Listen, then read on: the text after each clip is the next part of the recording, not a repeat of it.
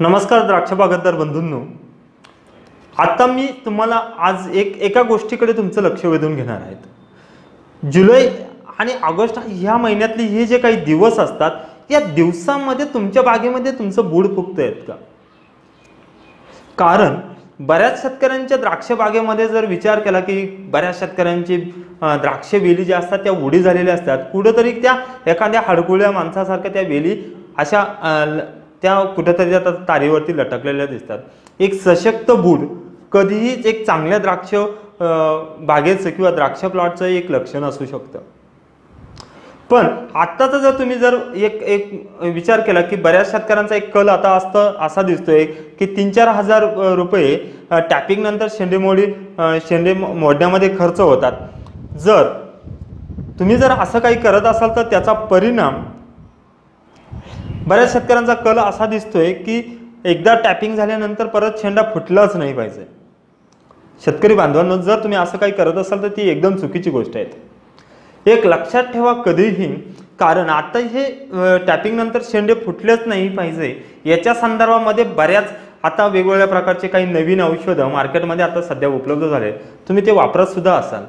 पण एक लक्षात ठेवा, जर तुम्हाला तुमच्या बागेचं बूड सुधारायचं असेल तर तुमच्या बागेमध्ये टॅपिंग नंतर थोडाफार शेंडा वाढला पाहिजे।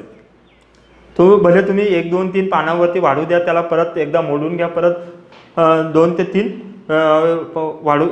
3 पानं वाढू द्या, परत मोडून घ्या। जर तुम्ही टॅपिंग नंतर पूर्ण बागेचे शेंडे जर मोडून टाकणे थांबवलं तर तुमच्या बागेचा जो ह्या वेळेमध्ये जो बुडाचा विकास व्हायला पाहिजे तो होणार नाही।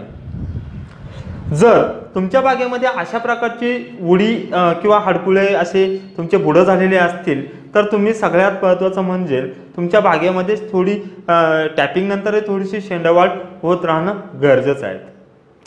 अशा परिस्थितीमध्ये तुम्ही थोडा तुमच्या पूर्ण ओला आहेत, तुमच्या बागेमध्ये रिमझिम स्वरूपात थोडा पाऊस होतोय, अशा परिस्थितीमध्ये तुम्ही काही स्फुरदयुक्त खतांचा वापर किंवा पोटॅशयुक्त खतांचा वापर तुम्ही बोधावरती थोडा असा फुकून केला तरी त्याचा फायदा तुम्हाला बूड फुगवण्यामध्ये होऊ शकतो।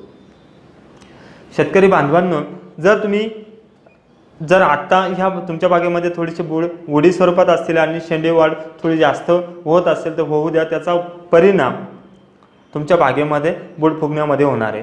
पण या नवीन वाढलेल्या शेंड्यांवरती बऱ्याच वेळा बुरशीजन्य रोगांचा प्रादुर्भाव होऊ शकतो, तो तुम्ही टाळला पाहिजे। त्याच्यासाठी वेगवेगळ्या चांगल्या बुरशीनाशकांचा म्हणजे त्यामध्ये तुम्ही आंतरप्रवाहाऐवजी कॉन्टॅक्ट बुरशीनाशकांचा वापर करून घेतला तरी चालेल, पण थोडेफार शेंडवाढ होणं गरजेचं आहे। त्याचा फायदा तुम्हाला बूड फुगवण्यामध्ये होणार आहे। या संदर्भात तुमचे काही प्रश्न असतील, शंका असतील, कमेंट बॉक्समध्ये जरूर विचारा, मी त्याला पर्सनली उत्तर देण्याचा प्रयत्न करेन। नमस्कार।